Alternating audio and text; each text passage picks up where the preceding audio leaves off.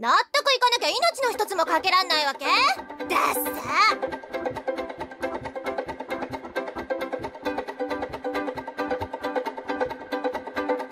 あんたとはセンスが合わないわね。そろ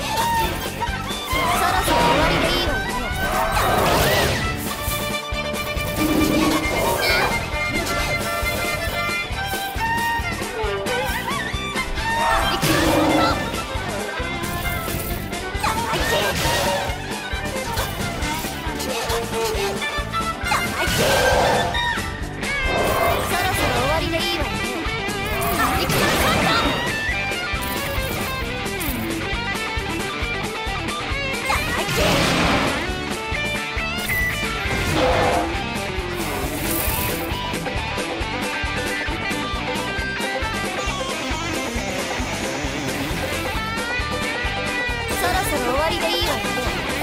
ありきたかった。フルブリングってのはね、愛の力なの。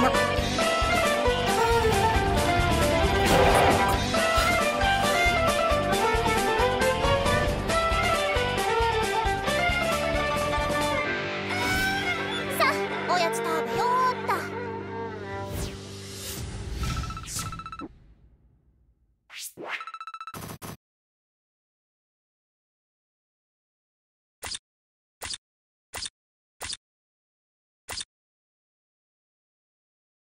So that was Riruka's SAR build, and about this character, it's basically the same points that I covered in the initial analysis video I did for them. Her strong attack 1 is kind of bad. There's not much range or AoE for this move, and it's overall just a bit slow using it. The damage is split among two parts, which is the projectile first flying out and then the explosion at the end. And it's kind of a shame because it's her most used strong attack, so the fact that it's a little bit bad is not a good sign for the character. Her strong attack 2 is a standard 525 AoE boost. She can infinite boost since her innate SAR link as well as the enhancer skill. So this is pretty useful for the team in cooperative modes, but for herself it kind of limits the number of strong attacks she can use, obviously, and you can see even in the video you do end up relying on your normal attack string a bit here and there. Lastly, her strong attack 3 is a 675 range split strong attack. The first part is a 10 hit vortex when you account for frenzy, and the last 2 hits is the explosion at the end. I actually ended up liking this type of strong attack more than I thought I would. With so many hits, it can break guard easily and deal more damage overall than a strong attack that has less hits on their SA3, or a character that has less hits on their SA3. So instead of spending, like, say 2 out of your 8 hits to break guard, you're spending 2 out of your 12 hits. So you're getting more damage in and less damage is wasted. The lack of range is still an issue, but overall not too bad. So next we will move on to her normal attack damage build.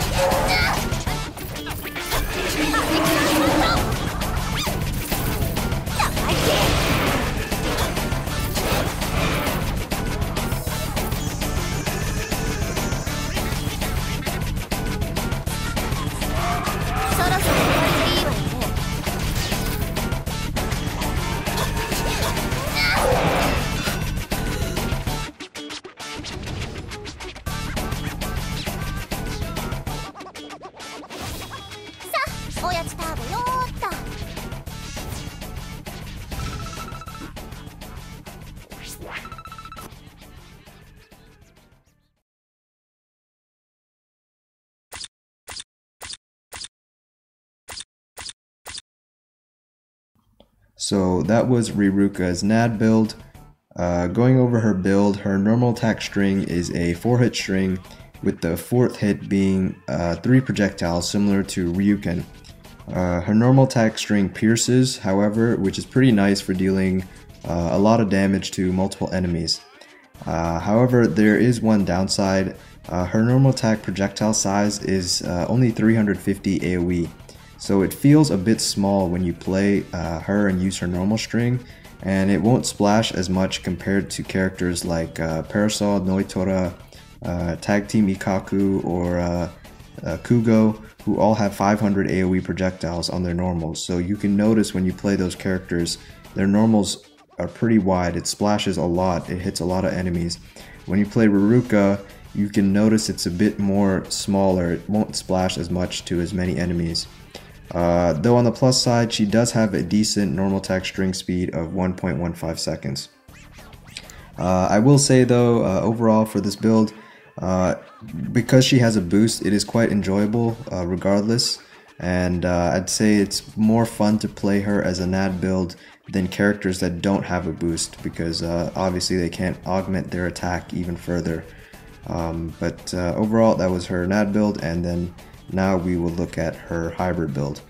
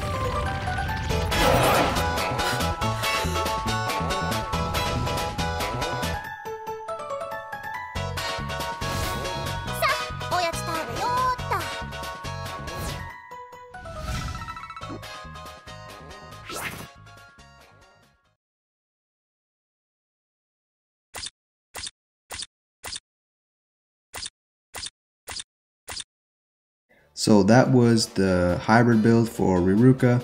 Basically with this, you're focusing more on your normal attacks, which aren't that bad because they pierce and are able to deal damage to multiple enemies at the same time, all the while having your strong attacks for support and guard breaking.